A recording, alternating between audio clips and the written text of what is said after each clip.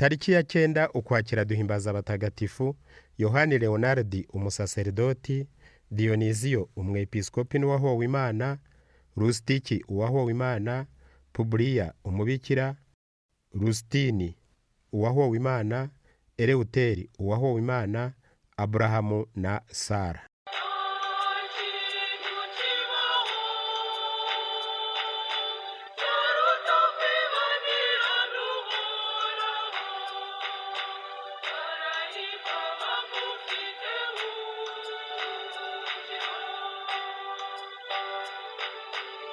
Mutagatifu Diyonizi umwepiskopi na bagenzi be bahowe Imana ahagana mu mwaka w'117.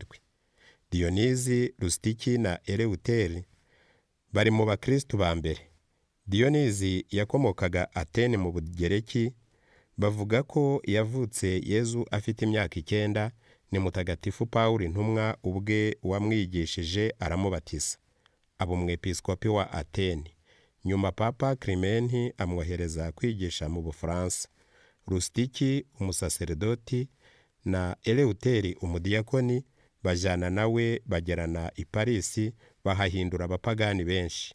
Abandi ariko ntibatinda kubatoteza, nuko Diyonizi na bagenzi be barafatwa, babica ku itariki ya 9 Ukwakira ahagana mu mwaka w'117.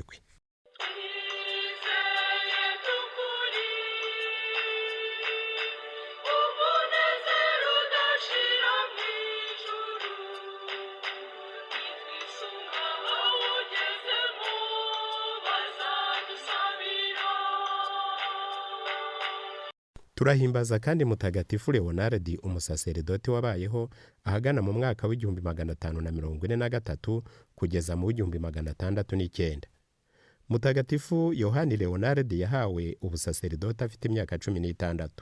Abona vuba abahungu bashakaga kwitagatifuza, abaha amategeko, abita umuryango w'abihaye Imana b'abana b'umubyeyi w'Imana.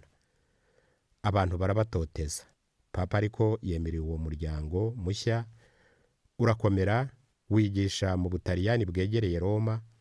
Papa yagiye amugira intumwa kenshi n'umucamanza muri byinshi.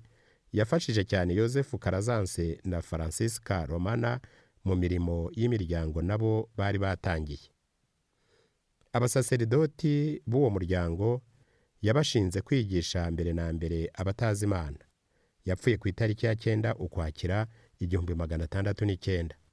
Ni Papa Pio wa 11 wamwanditse mu gitabo cy'abatagatifu kuri Pasika mu 1938. Ntukibagirwe ko gukorera Imana kwibanze ari ukumvira mbere na mbere amategeko ay'Imana n'aya Kiliziya.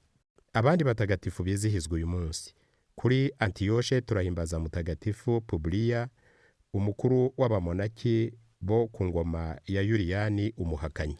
Turahimbaza kandi Mutagatifu Sara muka Aburahamu umukurambere w'Abayahudi. Mwabiteguriwe kandi mubigezwaho na komisiyo y'itumanaho ya Paroisse Crete Congo Nil. Murabyumva mu ijwi rya Andre. Mugira amahoro.